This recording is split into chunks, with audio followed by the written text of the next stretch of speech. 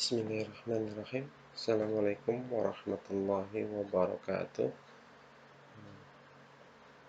Pada kesempatan hari ini, kita akan melanjutkan kembali materi mata kuliah pemrograman web 1 ini.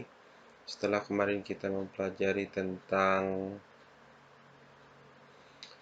function dan array, hari ini materi kita adalah tentang variabel. Oke, kita melanjutkan pertemuan yang lalu, yaitu variabel. Setelah sebelumnya saya telah memberikan tugas ya terkait dengan function dan array. Nah, pertemuan hari ini saya ingin menyampaikan bahwa di dalam PHP itu juga ada yang namanya variabel. Ya, variabel sama seperti bahasa pemrograman lain, Java, C, dan lain sebagainya pun sama, ada yang namanya variabel. Nah, variabel ini dibagi menjadi dua macam sebenarnya. Secara garis besar dibagi menjadi dua macam, yaitu variabel lokal dan variabel global. Ya. Nah, apa itu variabel global dan apa itu variabel lokal?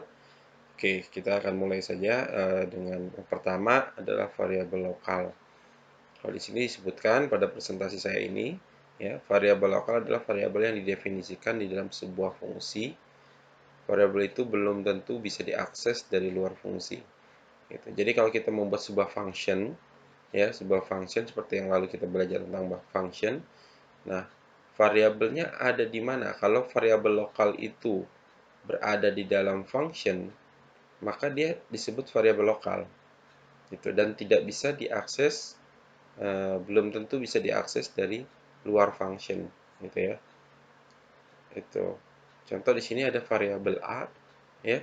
Di layar di sini di presentasi saya ada variabel a, kemudian ada function coba lokal.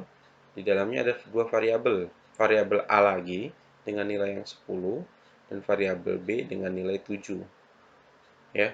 Nah, variabel a yang di luar ini sifatnya dia secara otomatis dia terset sebagai variabel global atau variabel awal, nilai awal. Gitu ya. Kemudian variabel a yang di dalam sini, di dalam bagian function lokal, itu disebut variabel lokal, ya, variabel lokal. Begitu juga variabel b disebut variabel lokal, gitu ya. Nah, ketika kita akan menggunakan nilai variabel ini pada function coba lokal, ya, atau ketika kita ingin menggunakan variabel a atau variabel b, maka cara penggunaannya seperti ini. Pertama, ketika kita memanggil variabel coba, ya, kemudian kita echo nilai a dan nilai b, gitu. Nilai a akan bernilai 5, sedangkan nilai b akan memunculkan error notice, ya. Itu. Nah, lebih jelasnya saya akan coba contohkan pada bahasa coding programnya. Ya, di sini saya sudah membuat dua variabel project yang namanya PHP variable, ya. Nah, ini akan ada di dalam classroom, materi classroomnya. Silahkan di-download, ya. Nanti materi ini akan ada di sana. Contoh yang pertama ada variabel lokal. Kita lihat codingnya. Nah, seperti ini. Jadi ada yang tadi ya, sama ada variabel yang nilainya a dengan nilai 5. Kemudian ada function coba lokal dengan variabel a-nya bernilai 10 dan variabel b-nya bernilai 7. Ya, ketika function coba ini kita gunakan atau kita panggil, ya, nilai a-nya berapa, nilai b-nya berapa.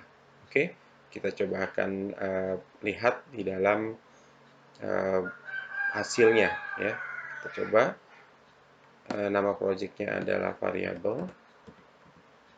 Oke, yang pertama kita coba adalah variabel lokal. Variabel lokal.php, kita enter saja seperti ini. Nah, ini di hasilnya.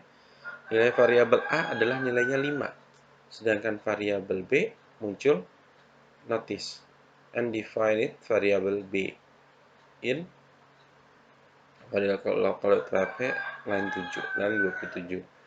Oke, kalau kita lihat di sini, yang munculnya adalah nilai variabel a yang di atas atau variabel a yang ada di luar function, bukan variabel a yang ada di dalam function. Itu. Nah, juga variabel B muncul error, tidak muncul apa-apa. Kenapa? Karena di atas tidak ada, di luar function ini tidak ada variabel B. Dan variabel B yang ada di dalam function sifatnya lokal.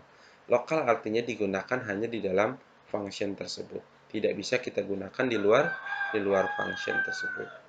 Ya, itu yang kita sebut dengan variabel lokal dan variabel lokal pada PHP.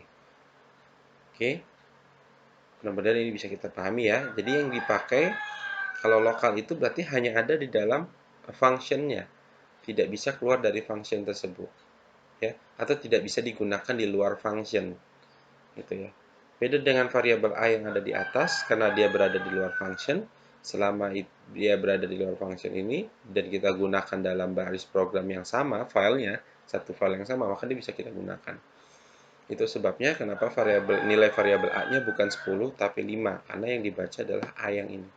Sedangkan B-nya error karena tidak ada variabel B di luar function ini. Function coba lokal. Yang ada hanya di dalam function lokal. Sehingga karena dia bersifat lokal, maka tidak bisa digunakan dibaca di luar fungsi tersebut. Maka muncul keterangan undefined variable B. Tidak terdefinisi variabel B-nya. Ya. Oke, itu yang disebut dengan variabel lokal, ya. Berarti dia posisinya hanya bisa digunakan di dalam lokal ini saja, gitu ya. Oke. Oke, next berikutnya adalah variabel global. Jenis variabel yang berikutnya adalah variabel global. Apa variabel global? Ya, variabel global adalah variabel yang bisa didefinisikan di luar function ataupun sebaliknya, ya. Jadi, ketika kita ingin mendefinisikan sebuah variabel, ya, baik itu kita di dalam function atau di luar function, ya, maka kita bisa menggunakan kata kunci global. Artinya apa? Ketika kita ingin menggunakan satu jenis variabel, yang variabel itu berada di dalam function, tapi ingin digunakan di luar function, maka kita bisa gunakan kata kunci atau keyword pada variabel tersebut diawali global. Itu akan menandai bahwa variabel tersebut bisa digunakan di luar function. Contohnya adalah seperti ini. Ya, kita langsung lihat saja ke dalam pemrogramannya. Oke, kita lihat di sini ada yang namanya saya telah buat namanya variabel global.php. Oke, ini dia. Ya, saya punya nilai A sama dengan 7, nilai awalnya. Nilai awal variabel yang berada di luar fungsi atau di luar function. Kemudian saya membuat sebuah function yang namanya coba underscore global. Nah, di dalam function tersebut ada dua variabel, variabel A dan variabel B. Variabel A namanya sama seperti variabel di luar function, namun dia kita set sebagai global. Artinya variabel ini bersifat global, bisa digunakan di luar function, ya. Kemudian B juga kita set dia nilainya global. Sehingga A kita set nilainya 10, nilai barunya, kemudian B nilai barunya adalah 15, ya. Kemudian kita coba panggil functionnya dan kita coba panggil nilai variabel A dan variabel B. Oke, kita lihat di sini pada browsernya. Kita lihat variabel global. Oke, saya sudah membuka. Ini dia. Nilai A bernilai 10, nilai B bernilai 15. Ya, lihat di sini. Yang dibaca adalah nilai yang berada di dalam function. Bisa nilai function itu dibaca di luar function. Nilai variabel itu bisa dibaca di luar function. Padahal kalau tadi di awal yang untuk lokal sama penulisannya, sama memanggilnya, hanya beda keywordnya saja. Tapi pada variabel lokal tidak bisa dipanggil nilainya, atau nilainya bukan nilai yang sesuai dengan yang kita inginkan yang berada di dalam function. Itu karena variabel tersebut tidak kita set sebagai variabel global. Kalau kita set sebagai variabel global, maka nilai awal sudah tidak digunakan. Yang digunakan adalah nilai baru yang berada di dalam function. Karena kita menggunakan function, ya, bukan menggunakan nilai variabel langsung, tapi menggunakan function. Kalau menggunakan function, berarti dia akan menggunakan nilai yang ada di dalam function. Tinggal nilai variabel tersebut, apakah kita set sebagai global atau lokal. Kalau kita set sebagai global, maka dia akan langsung membaca nilai variabel yang ada di dalam function tersebut. Sehingga pada variabel global dapat dibaca seperti ini. Variabel A nilainya 10, variabel B nilainya 15. Sesuai dengan yang kita set pada variabel yang ada di dalam function. Beda halnya ketika variabel A-nya kita tidak set dia sebagai global. Kita set sebagai seperti ini. Ya. A-nya atau kita remark saja, gitu ya. A-nya kita set dia sebagai variabel lokal, sedangkan B-nya variabel global. Maka nilainya pun akan berbeda yang akan muncul. Kita coba. Nih, variabel A-nya bernilai 7. Karena ternyata ada variabel A di luar fungsi yang telah memiliki nilai awal. Ya, seperti itu. Dan variabel B-nya bernilai 15 karena dia kita set sebagai global. Seperti itu. Tidak muncul error karena ada salah satunya di dalam function tersebut yang variabelnya bernilai global.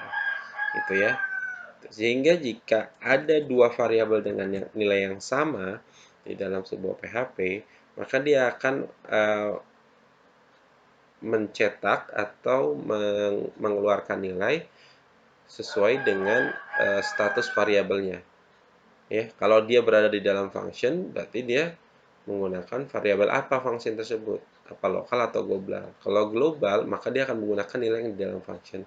Tapi ketika lokal, dia akan menggunakan nilai sebelumnya atau nilai yang berada di luar function atau berada di yang dipanggil pada bagian awal baris codingnya atau baris kode pada PHP seperti itu. Ini adalah perbedaan antara variabel global dengan variabel lokal seperti itu, ya. Kemudian ada tambahan lagi. Tadi kita sebut variabel global dan variabel global, lokal dan global. Nah, ada satu tambahan lagi jenis variabel yang disebut dengan variabel statik dalam PHP. Ya, apa variabel statik itu? Kita lihat di sini ada satu jenis variabel lagi, yaitu variabel yang mempertahankan nilainya pada setiap pemanggilan fungsi. Jadi kalau dia ada sebuah nilai awal dipanggil, itu kan menghasilkan sebuah nilai baru, kemudian nilai baru tersebut dipanggil lagi, gitu ya. Maka dia akan mempertahankan nilainya. Nilai barunya kemudian dipanggil lagi, ya. Itu ya. Kalau misalkan kalau di sini pada contoh di sini dia ada sebuah diawali dengan keyword atau kata kunci statik. Ya, nilai statik awalnya adalah 0. Kemudian ada sebuah rumus aritmatik atau sebuah logika aritmatika di sini bahwa A sama dengan A plus 1. Berarti kalau A-nya adalah 0, 0 ditambah 1. Berarti nilai A-nya adalah 1. Kemudian di sini ada sebuah pencetakan atau mengembalikan nilai, gitu kan. Kemudian nanti di sini dipanggil pemanggilan pertama apa, pemanggilan kedua apa, nilainya berapa. Nah, ini kita bisa lihat ya, ini variabel statik. Nilainya akan tetap. Tapi lihat lagi di dalam fungsi tersebut, apakah fungsi tersebut ada rumus aritmatika atau tidak. Kalau tidak ada rumus aritmatika, maka nilainya akan terus tetap setiap saat. Ya, selama dipanggil ya nilainya itu saja. Seperti itu. Oke, kita contoh lihat pada PHP baris codingnya. Ini dia variabel statik saya sudah siapkan.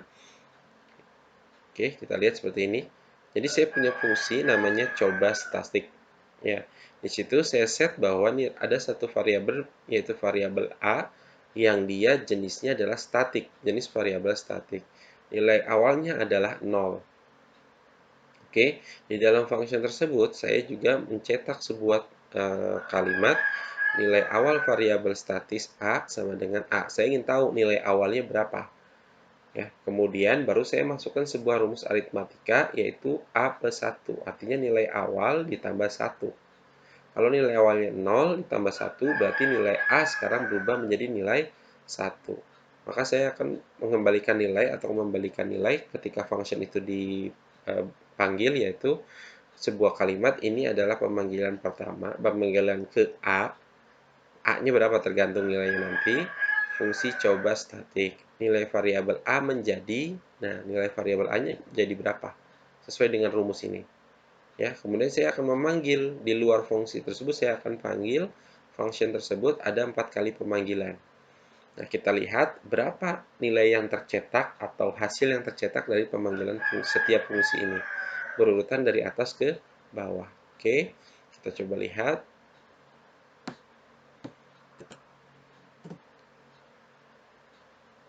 Oke, ini dia variabel statis. Nilai awal variabel statis A sama dengan 0. Ya, karena di sini kalau kita lihat nilai awalnya adalah 0. Ya, makanya tercetak pertama adalah 0. Kemudian di bawahnya ada, ini adalah pemanggilan ke 1. Fungsi coba statistik dengan nilai variabel A menjadi 1. Kenapa menjadi 1? Karena setelah mendapatkan nilai awal atau setelah mencetak kalimat nilai awal, di sini ada sebuah rumus aritmatika. Ya, rumus aritmatikanya adalah rumus aritmatika pertambahan 1. Jadi ini variabel A ditambah dengan nilai 1 gitu ya. Maka ketika tercetak pertama kali dia akan mencetak nilai tersebut adalah 1. Nah, kemudian coba statik dipanggil lagi ya. Coba statik itu dipanggil lagi ya untuk yang kedua kalinya. Ketika dia memanggil yang kedua kali, maka yang tercetak adalah nilai awal variabel statis A berubah menjadi 1. Kenapa? Karena nilai yang sebelumnya sudah diproses adalah 1. Ya. Kemudian ada rumus matematika lagi ditambah 1, maka dia menjadi 2. Terus begitu.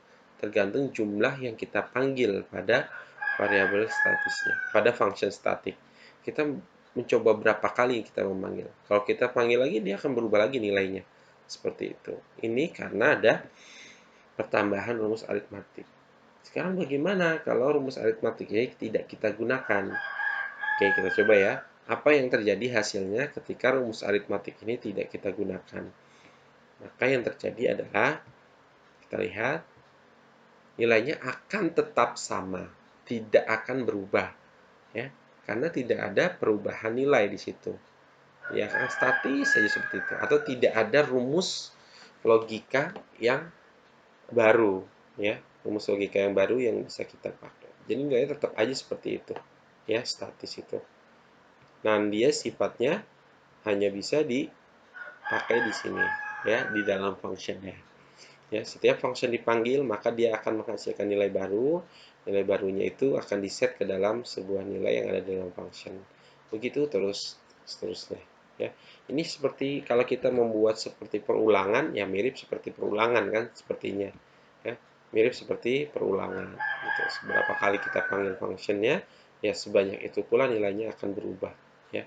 Ini statik. Statiknya di sini adalah statis, artinya nilainya hanya sesuai dengan apa yang ada di dalam function gitu ya, nilai yang sesuai dengan logika algoritma yang ada di dalam function ya. Ketika nilai awalnya sudah berubah menjadi nilai baru, dan nilai baru itulah yang kita dipanggil di dalam function tersebut, yang diolah datanya di function tersebut, seperti itu ya.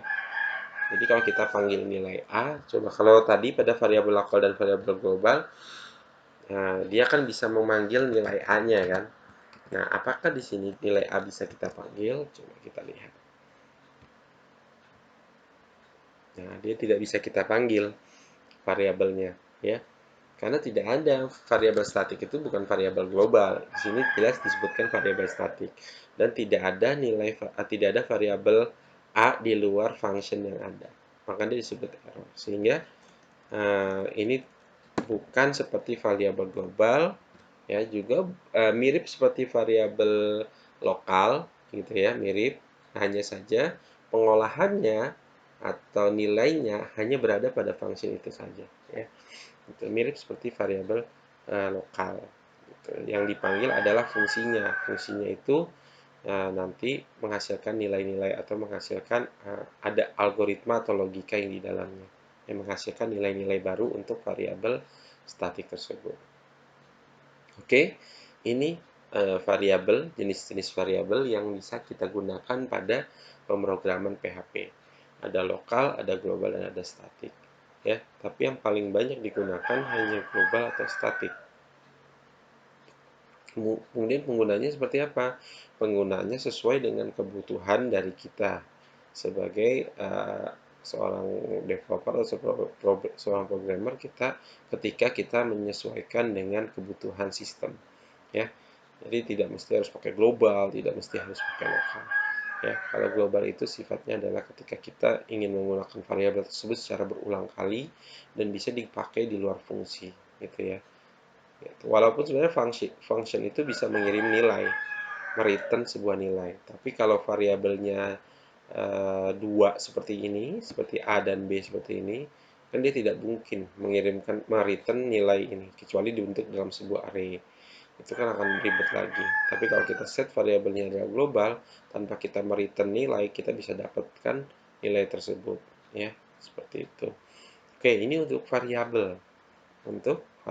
Kemudian sampai sini saja. Jadi variabel dalam PHP ada tiga: statik, lokal, dan global. Ya, itu hampir sama seperti bahasa pemrograman lainnya juga ada seperti itu. Ya, kalau yang statik dalam PHP itu ya dalam PHP ya pasti hanya bisa digunakan di lokal functionnya saja. Ya, sama seperti Java, ketika kita membuat sebuah fungsi statik, maka fungsi statiknya tidak akan bisa dipanggil di luar dari kelas tersebut, gitu kan. Tapi kalau global pasti dia bisa dipakai di kelas-kelas lain, ya, atau objek-objek lain. Oke, next. Selanjutnya adalah setelah kita membahas variabel, ya, tadi ada variabel lokal, global, dan statik. Silakan dipahami dengan contoh-contoh yang saya berikan pada pertemuan kali ini. Kemudian nanti contoh-contohnya tadi dari coding ini yang sudah saya buat ini, ya, tadi ada contoh variabel lokal, ya, variabel global, kemudian variabel statik. Silakan kalian download di Google Classroom, ya, saya akan lampirkan di situ. Kalian tinggal download dan mencobanya, ya, menggunakan tools exam atau WAM dan lain sebagainya. Oke, selanjutnya adalah kita akan membahas tentang kelas dan objek pada PHP. Nah, ini sudah menuju kepada OOP sebenarnya. Ya, sudah menuju kepada OOP, Object Oriented Programming, atau pemrograman berbasis objek. Ya, yang pertama adalah kelas. Apa kelas itu? Nah, ini dia. Kelas merupakan penjelasan atau deskripsi dari objek. Di dalam kelas terdapat penjelasan tentang suatu objek, termasuk properties yang dimilikinya, serta kelakuan atau metode yang bisa dilakukan objek. Ya, jadi kelas itu adalah gambaran umum dari sebuah objek. Ya, jadi kalau pemrograman dalam berbasis objek itu menggambarkan segala sesuatu yang nampak di dunia real itu menjadi sebuah objek, ya, sebuah objek yang ada di dunia real kita transfer atau kita deskripsikan dalam bentuk sebuah kelas, ya. Itu disebut dengan pemrograman OOP. Contoh, ketika kita melihat sebuah mobil, ya, sebuah objek yang namanya mobil. Objek mobil itu punya apa saja di dalamnya, ya. Itu kan ada yang namanya properti, ya, properti. Jadi mobil itu punya ban atau roda, mobil itu punya lampu, mobil itu punya pintu, mobil itu punya setir, ya, punya kaca spion, punya kaca jendela, dan lain sebagainya. Maka itulah yang disebut dengan properti pada sebuah mobil. Ya, mobil itu punya warna. Nah, itu adalah mesin, jenis mesinnya apa, itu disebut dengan properti. Jadi objek mobil ini adalah sebuah properti atau sebuah kelas kalau nanti dalam pemrograman, gitu ya. Nah, kemudian sepeda motor sama, dia punya roda, dia punya mesin, dia punya spion, dia punya setir, gitu kan. Dia punya bangku dan lain sebagainya. Itu juga sama, sebuah objek juga, gitu ya. Nah, hanya ada perbedaan sedikit dalam mendeskripsikan sebuah kelas. Ada yang mendeskripsikan kelasnya adalah menggambarkan deskripsi umum sebuah objek. Jadi kalau tadi saya sebutkan contoh adalah mobil dan sepeda motor.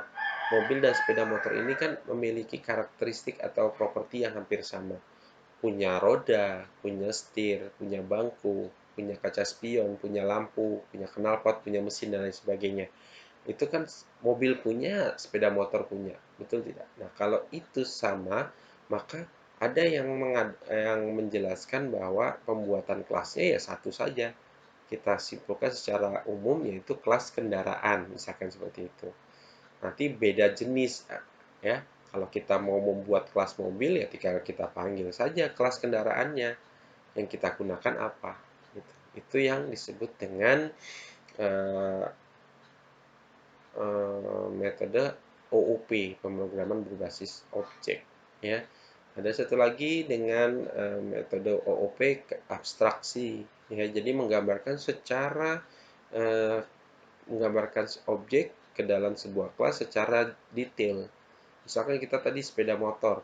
Sepeda motor punya properti apa? Spesifik, maka dia gambarkan kelasnya spesifik sepeda motor. Ketika kita mau pakai sebuah objek sepeda motor, maka kita langsung manggil kelas sepeda motor seperti itu. Kita bikin mobil yang lebih spesifik banyak dengan banyak propertinya, itu juga bisa sama.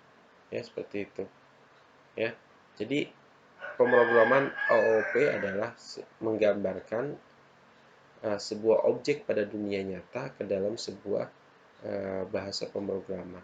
Penulisan sebuah baris coding pemrograman ya, yang dalam disebut dengan kelas ya. Nah, cara penulisan kelasnya seperti ini ya. Nama kelas diawali dengan kelas, kemudian nama kelasnya apa. Boleh dengan disarankan dengan menggunakan huruf kecil tanpa spasi, atau kalau mau bisa menggunakan huruf besar pada awalan kata, kemudian dilanjutkan dengan kata yang berikutnya. Itu sebagai nama kelas. Kemudian kita mendeklarasikan atau mendefinisikan properti. Ya, properti pada objek tadi. Apa properti? Seperti tadi saya sebutkan, ada roda, ada mesin, ada kaca spion, ada setir, ada bangku, dan ada warna, ada harga, ada jenis kendaraan. Nah, itu disebut dengan properti. Kemudian di dalamnya juga kita bisa mendefinisikan sebuah metode. Ya, sebuah metode ada sebuah fungsi atau sebuah behavior, kebiasaan dari objek tersebut. Apa? Sifatnya apa? Contoh, mobil itu bisa bergerak, baik bergerak maju maupun bergerak mundur, bergerak ke kiri maupun bergerak ke kanan. Itu disebut dengan behavior atau metode. Gitu ya. Dia bisa menyalakan lampu, gitu kan? Itu disebut dengan behavior, ya. Itu atau metode atau fungsi, ya, seperti itu. Ini penulisan dalam bentuk kelas. Bagaimana contohnya? Contohnya seperti ini. Sini saya close dulu. Saya telah menyiapkan satu project yang namanya PHP OOP. Oke, di sini terdapat file index, file kendaraan, mobil, dan motor. Oke, kendaraan kita coba lihat. Kendaraan, saya membuat sebuah kelas yang namanya kendaraan. Di dalam kelas kendaraan tersebut ada yang namanya properti. Ini yang disebut dengan properti, ya. Ya, atau atribut kalau kita sebut biasanya. Mungkin ada yang biasa menyebut dengan properti, ada yang biasa menyebut dengan atribut gitu ya. Ini muncul seperti ini. Ini saya punya kendaraan, sebuah kelas kendaraan ya, yang terdiri dari 4 atribut atau 4 properti. Ada merek, ada warna, harga, dan jenis. Kemudian 4 properti ini pun memiliki fungsi sendiri-sendiri atau metode sendiri-sendiri. Saya mengadopsi atau saya menganut untuk penggunaan kelas ini yaitu abstraksi ya. Jadi ada 2 kelas nanti. Ada kelas yang sifatnya dia sebagai khusus menampung properti-properti dan sifat umum atau sifat dasar dari sebuah objek. Yang kedua adalah nanti ada kelas yang langsung menggunakan objek tersebut secara langsung, secara khusus ya. Gitu. Oke, nah ini ada fungsi-fungsi seperti fungsi get merek. Pasti ada yang namanya set merek, ya. Getter dan setter biasanya seperti itu. Menyimpan nilai dan mengambil nilai, ya. Menyimpan dan mengambil. Jadi setiap properti ini saya punya yang namanya fungsi atau metode set dan get ya pada setiap properti atau atribut yang sudah didefinisikan. Harga pasti ada set harga dan get harga ya. gitu. Nah, ini baru dia akan mengembalikan nilai. Kalau set ya dia akan meng-set nilai baru, pasti ada nilai parameter yang tersimpan ya. Nilai parameter yang disimpan, kemudian kalau get ya dia cukup mengambil nilai parameternya ya. Di sini ada dis merek untuk get merek, berarti dia mengambil nilai merek ya, nilai merek yang sudah di set. Kemudian dia panggil seperti itu. Begitu juga dengan yang lainnya, fungsi yang lainnya ya. Dengan variabel dan atribut yang lain juga sama seperti itu. Ini yang pertama. Jadi kelas kendaraan ini adalah sebuah kelas ya yang menggambarkan objek umum sebuah kendaraan. Objek yang sifatnya umum dari sebuah kendaraan. Mau itu mobil, mau itu sepeda motor, mau itu sepeda, mau itu bis, kereta dan lain sebagainya. Ini adalah objek umumnya ya, menggambarkan sebuah objek umum dari kendaraan. Kemudian saya membuat dua objek baru, yaitu mobil dan motor. Lihat di sini ya. Ini ada mobil ya, kelas mobil. Berarti saya mau membuat sebuah objek ya, menggambarkan sebuah objek khusus yang namanya mobil gitu ya, yang namanya mobil. Tapi objek mobil ini saya tidak menentukan variabel atau atributnya atau propertinya lagi. Tapi saya mau mengambil properti atau atribut yang sudah ada pada kelas kendaraan. Kenapa? Karena kelas mobil ini adalah spesifik dari namanya kelas kendaraan. Jadi dia adalah turunan, ya, adalah turunan. Makanya saya panggil di sini menggunakan extend kendaraan. Artinya cara bacanya adalah objek mobil turunan dari objek kendaraan. Bacanya seperti itu. Objek mobil adalah keturunan atau turunan dari objek kendaraan. Artinya bagaimana? Jadi semua atribut atau semua properti yang ada pada objek kendaraan akan kita gunakan pada objek mobil. Ya, akan kita gunakan pada objek mobil, dan semua metode atau fungsi yang ada pada objek kendaraan bisa kita gunakan di objek mobil. Mau digunakan keseluruhan bisa, mau tidak kita gunakan keseluruhan juga bisa. Itu yang disebut dengan turunan. Seperti gini gambarannya. Seorang ayah dan seorang ibu memiliki anak. Anak adalah keturunan dari ayah. Pasti sifat anak ada yang diturunkan dari sifat ayah dan ibunya. Gitu ya. Walaupun anak tersebut juga memiliki sifat yang lebih khusus lagi yang mungkin tidak dimiliki oleh ayah dan ibunya. Tapi setidaknya atau pasti ada sifat yang diturunkan dari ibu dan anak, dari ibu dan ayahnya. Contoh seorang ibu dan seorang ayah, kalau kita gambarkan dalam kelas, kita sebut dengan kelas manusia. Manusia punya properti atau atribut apa saja. Contoh, dia punya kaki, dia punya tangan, dia punya mata, dia punya hidung, dia punya telinga, rambut, dan lain sebagainya. Maka ketika ada objek baru yang namanya anak, dan anak ini adalah turunan dari orang tua atau dari uh, manusia, maka properti atau atribut yang ada pada manusia bisa kita gunakan untuk objek anak. Hanya nanti anak punya sifat yang lebih spesifik ya. Contoh, pada kasus ini ada fungsi yang disebut set mobil. Artinya dia di sini adalah menggunakan fungsi-fungsi yang ada pada kendaraan, tapi nilainya ditentukan sendiri ya. Nilainya ditentukan sendiri seperti itu. Atau dia juga punya fungsi pada kelas mobil ini, pada objek mobil ini yang namanya tampil mobil. Nama fungsinya, dan dia menggunakan fungsi-fungsi yang ada pada fungsi kendaraan. Ya, digabungkan dalam satu fungsi. Bisa seperti itu, ya. Dan cara penggunanya dia tinggal cukup memanggil mobil, kelas mobil, objek mobil, kemudian set nilai mobilnya, kemudian dia tampilkan mobilnya. Dia panggil fungsi tampil mobil. Ya, seperti itu. Nah, hasilnya seperti apa? Kita lihat seperti ini. Contoh, kita berganti project, namanya OP. Kemudian, tadi kita punya fungsi pertama adalah kendaraan.php. Di kendaraan.php tidak menampilkan apa-apa, kosong, karena pada fungsi kendaraan.php pada kelas kendaraan.php tidak ada fungsi apapun atau tidak ada statement apapun yang digunakan untuk memanggil kelas kendaraan atau memanggil fungsi-fungsi yang ada di dalam kelas kendaraan, ya. Ini nilainya pun 0, nilainya masih kosong semua, ya. Tapi bagaimana ketika kita menggunakan memanggil objek mobil? Lihat, pada objek mobil dia menghasilkan sebuah nilai atau sebuah output. Kenapa? Karena pada objek mobil ini dia digunakan atau dia dipanggil, ya. Kelas tersebut, kelas mobil ini dipanggil. Dan pada kelas mobil sudah memiliki nilai-nilai yang bisa dikeluarkan, ya. Set merek Toyota, berarti dia mengirim nilai, ya, nilai untuk objek mobil ini mereknya adalah Toyota. Harganya 180 juta, warnanya hitam metalik dan jenisnya adalah mobil. Gitu ya. Ketika ditampilkan setelah di set nilai, maka tahap selanjutnya adalah mengambil nilai. Mengambil nilai adalah mengambil nilai get, fungsi get yang ada pada kendaraan.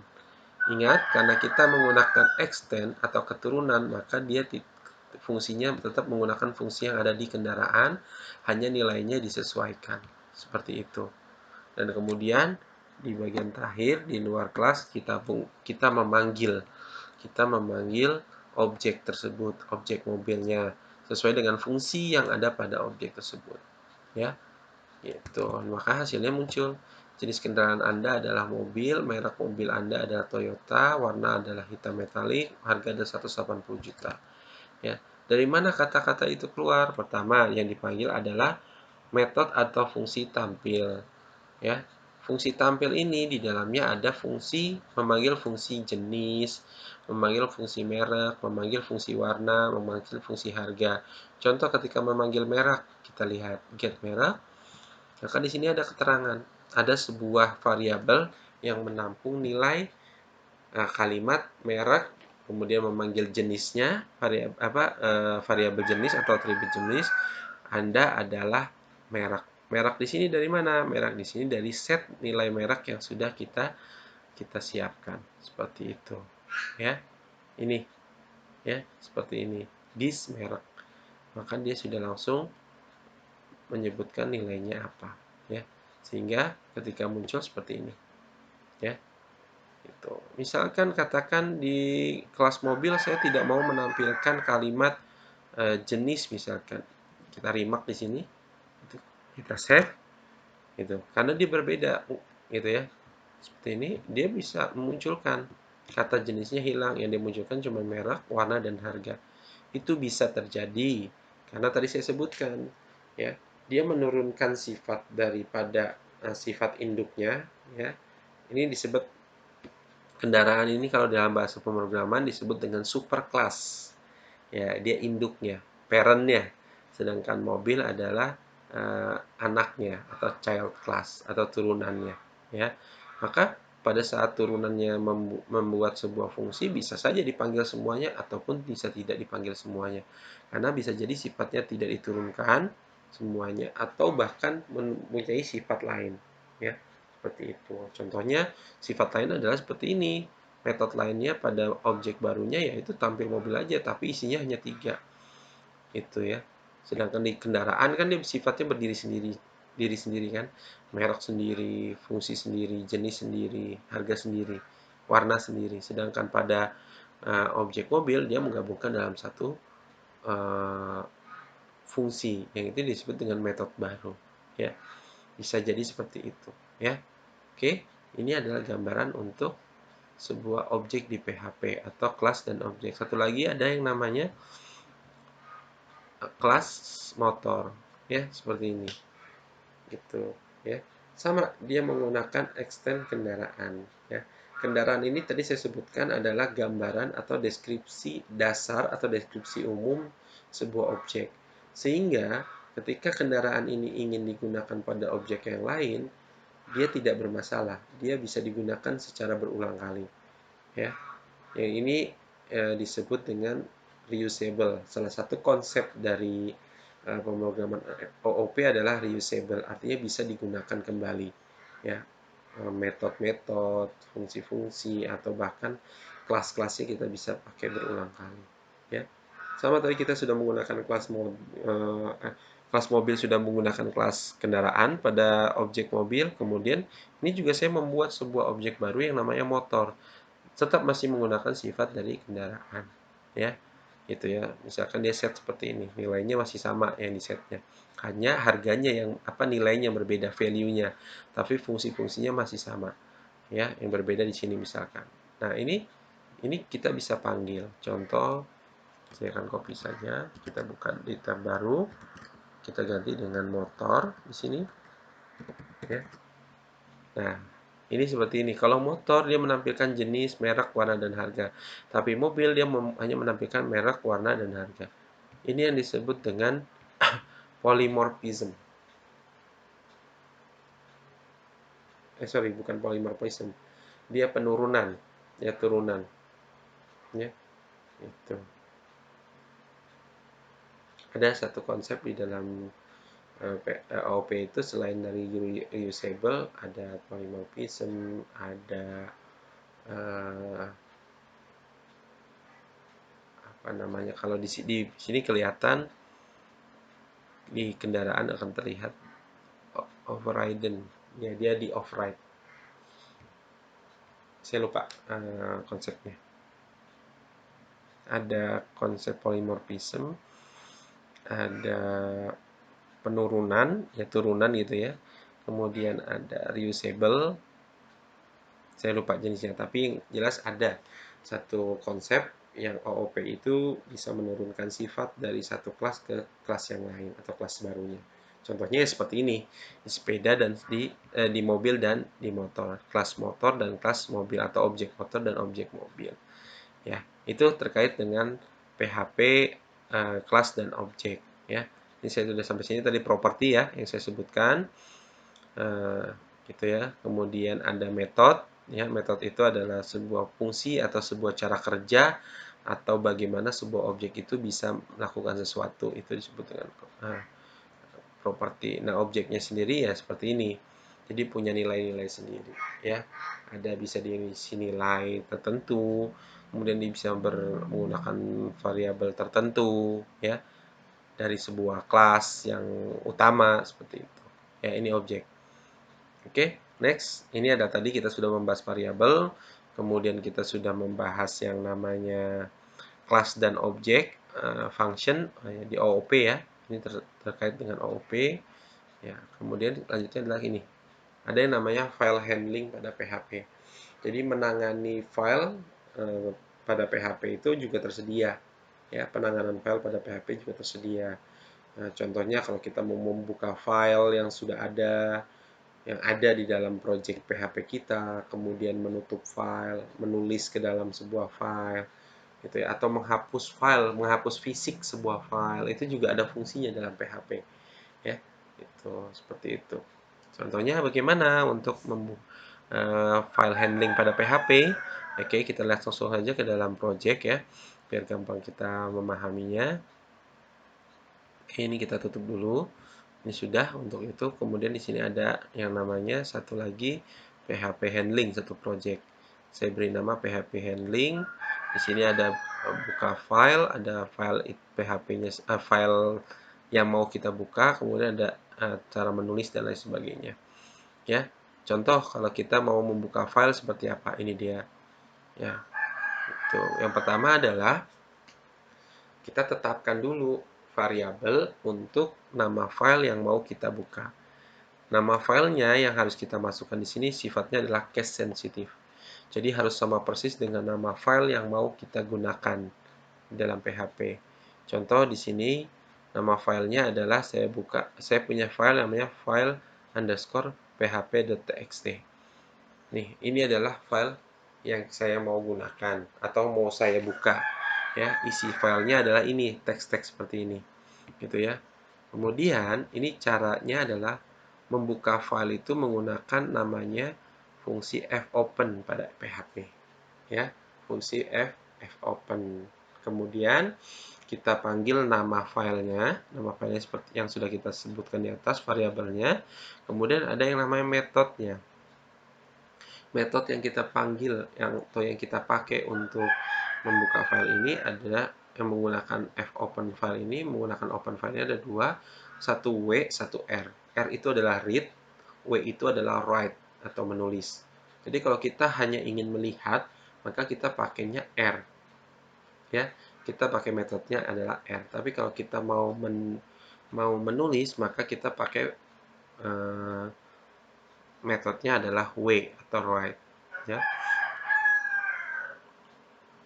Kalau fopen ini kita buka, ya. Nah, di sini ada. Jadi ini sebenarnya sebuah objek, sebuah metode atau sebuah fungsi, ya. Itu di sini ada fopen, file name-nya apa, modenya apa. Di sini ada keterangan-keterangannya, ya. Gitu. Dan PHP sendiri sudah punya fungsinya, ada fungsinya di dalamnya. Oke. Nah, kemudian ini kita baru membuka filenya dengan metode read, tapi kita belum menampilkan isi dari file tersebut. Ini baru kita tahu, pertama adalah kita mendefinisikan nama filenya apa. Yang kedua adalah kita baru membukanya, belum membaca isinya, baru siap-siap membukanya. Sedangkan kalau kita mau membaca isi, ada satu lagi metodenya adalah seperti ini. Ya. Jadi ini adalah FOF. FOF adalah file end of file. Jadi dia mau tahu apakah di dalam file itu ada end of file-nya ada teks apa saja atau berisi apa saja sih di dalam file tersebut. Dia cek dulu nilainya true atau false, ya. Ya, kalau nilainya false, ya berarti kan kosong isinya. Ya, dia tampilkan kosong. Tapi kalau isinya adalah true, ada isinya, maka dia akan menampilkan isi. Maka di sini jika FOF buka file artinya adalah jika tidak sama dengan FOF, artinya jika tidak sama dengan false, artinya buka filenya itu ada isinya, gitu ya. Maka dia bikin variabel lain sama dengan fget. Get itu adalah mengambil isi setiap barisnya dari file buka file, ya, dari nama fungsi, nama variabel buka file ini yang sudah tadi kita buka, ya. Itu nanti dia tampilkan di sini. Oke, penampilannya seperti apa kita lihat. Di sini localhost, saya pakai nama projectnya adalah PHP handling, kemudian saya mau panggil ya adalah buka file. Nah, dia akan menampilkan ini file yang berisi tentang PHP. Jadi, tulisan atau isi dalam file itu dibaca. Ya, kita lihat di sini kan isinya ini. Ini kan. Itu ya. Kalau saya tambahkan lagi di bagian bawahnya adalah PHP bisa berjalan hanya pada tools browser pada sistem operasi. Jadi kan saya menambahkan sebuah kalimat pada baris kedua, maka pada layar ketika PHP memanggilnya, dia akan menampilkan seperti ini. Ya. Dia akan menampilkan line-line seterusnya. Ya. Ini yang disebut dengan fungsi open dokumen, open file pada PHP menggunakan fopen, dan kemudian kita menggunakan fungsi FOF dan get. FOF ini mengecek apakah ada nilai, gitu ya, ada baris, ada isi pada file tersebut atau tidak. Nanti dia cek nilainya true atau false. Kalau tidak false, true, maka dia akan menampilkan. Atau kalau tidak kosong, maka dia akan menampilkan isi baris dalam file tersebut. Kemudian, setelah kita membuka file, jangan lupa kita harus menutupnya. Kalau kita sudah selesai dengan apa yang kita sudah kerjakan, seperti itu, ya. Kita harus setelah kita buka kita tutup selesai menggunakan. Karena apa? Kalau enggak dia masih menyangkut di memori. PHP itu menggunakan memori sebenarnya, ya. Jadi dia masih menyangkut di memori, ya. Itu akan memakan memori, ya. Kalau filenya besar, lebih besar lagi makan memorinya kan. Tapi kalau kita tutup berarti dia langsung membuang penggunaan memorinya. Jadi selalu gunakan fclose untuk menutup dokumen. Bagaimana kalau tidak digunakan? Tidak digunakan bisa. Ya, kita tidak menggunakan fungsi F+ pun bisa. Hanya saja nanti penggunaan memorinya akan terbuka terus. Seperti itu. Ya, ini untuk fungsi membaca, membuka, kemudian menutup. Ini untuk membaca. Bagaimana dengan fungsi menulis? Nah, di sini ada, bisa nggak sih PHP itu menambahkan atau menulis kali kata-kata atau isi sebuah teks atau sebuah nilai ke dalam sebuah file? Bisa, ya. PHP bisa menambahkan atau PHP bisa membuat isi tulisan pada sebuah file, gitu ya. Gitu. Contohnya bagaimana? Sama, kita panggil nama filenya terlebih dahulu, kemudian kita open, ya. Nah, pada saat kita mau open, ini fungsi yang kita pakai, ya, adalah write. Kita pakainya adalah write, w. Ya, kita pakai write. Di sini dia akan menuliskan sebuah isi. Jadi fopen membuka filenya dengan metodenya adalah write-nya nanti, ya. Kemudian di sini ada fungsi yang namanya fwrite. Fwrite itu nanti fungsi untuk menulis atau mengisi sebuah nilai ke dalam file tersebut, ya. Ini adalah fungsi opennya. Kemudian ini adalah tulisan yang ingin ditambahkan atau tulisan yang akan dimasukkan ke dalam file tersebut. Contoh, saya punya 2 baris seperti ini. Oke, 2 baris seperti ini, tapi saya tulis dengan seperti ini. Ya, apa yang terjadi? Kita akan coba, ya, kita akan coba buka, jalankan, kita ganti PHP di sini adalah menggunakan tulis file. Oke, tidak muncul apa-apa, tapi lihat pada file yang kita sudah buat tadi. Nah, dia hanya tinggal bersisa tulisan ini. Karena kita menulisnya ini, ya. Tulisan ini. Jadi kalau ada sudah ada isinya, kemudian kita pakai cara penggunaan fwrite-nya seperti ini, maka dia akan menimpa, atau gitu ya, akan mengisi ulang. Ya, jadi yang lama akan dihilangkan dengan yang baru. Itu fwrite.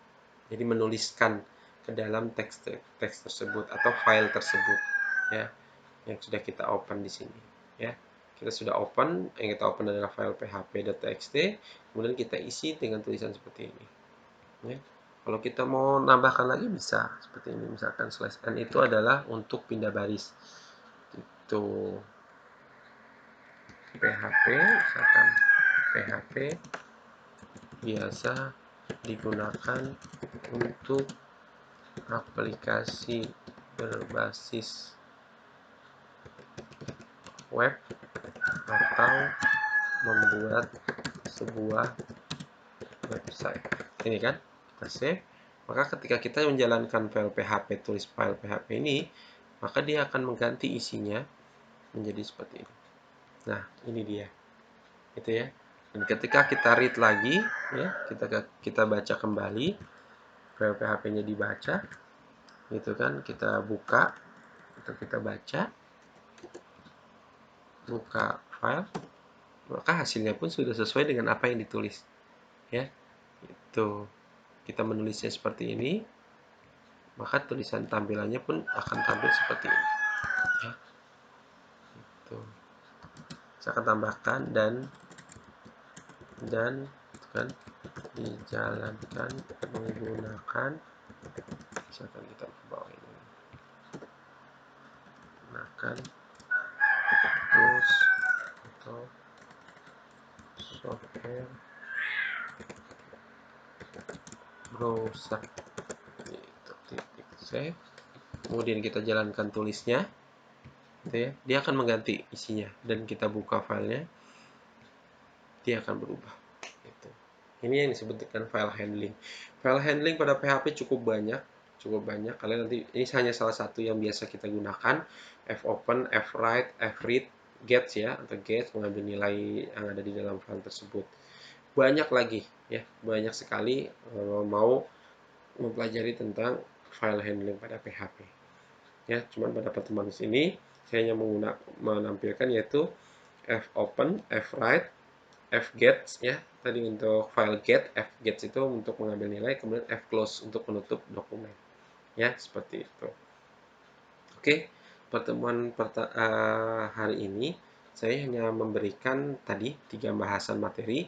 Yang pertama adalah variabel, ya. Variabel terdiri dari 3 jenis, lokal, global, dan statik. Kemudian saya menjelaskan tentang kelas dan objek, yaitu yang berkaitan dengan pemrograman OOP pada PHP seperti apa, kelas itu seperti apa, objek itu seperti apa, fungsi itu apa, atribut atau properti itu apa, ya. Tadi saya sudah jelaskan bahwa kelas adalah deskripsi umum sebuah objek. Objek itu adalah gambaran nyata sebuah benda, sebuah objek, ya. Mau benda atau non benda itu disebut dengan objek. Ya, kemudian ada fungsi, fungsi atau metode itu adalah cara kerja, ya, dari sebuah objek. Kemudian ada atribut atau properti adalah segala sesuatu yang dimiliki oleh si benda itu, ya. Identitas dari sebuah benda itu adalah propertinya. Kemudian terakhir saya tadi membahas tentang file handling, bagaimana menangani sebuah file pada PHP, mulai dari membuka file, membaca isi file, menulis ke dalam file, sampai dengan kita tadi ketika kita sudah selesai dengan proses-proses membaca, menulis, maka kita harus menutup kembali. Karena kita tadi sudah membuka, artinya kita menyiapkan memori pada server, kemudian kalau close berarti kita menutupnya, ya, membuang kembali memori tersebut yang sudah kita gunakan. Itulah tadi yang disebut dengan beberapa materi yang saya bahas pada pertemuan kali ini. Silahkan kalian pelajari, kalian pahami, bahkan coba kalian mencoba langsung gitu ya dengan apa yang saya sudah buat, mungkin dengan objek yang berbeda, dengan cara-cara yang lain. Silahkan kalian pelajari gitu ya, kalian pahami secara benar, baca contoh-contoh yang sudah saya siapkan gitu ya. Materi sudah saya siapkan semua di Google Classroom sehingga kalian mempelajarinya, ya. Mungkin itu saja materi yang saya sampaikan pada pertemuan hari ini. Saya cukupkan, ya, saya akhiri saja dan saya cukupkan pertemuan hari ini. Silakan dipelajari dan dipahami. Semoga apa yang saya sampaikan ini bisa bermanfaat dan kalian memahaminya gitu ya. Silahkan pelajari dan baca kembali. Terima kasih atas perhatiannya saya ucapkan. Kemudian saya akhiri dengan alhamdulillahirabbil alamin dan saya sempurnakan dengan assalamualaikum warahmatullahi wabarakatuh.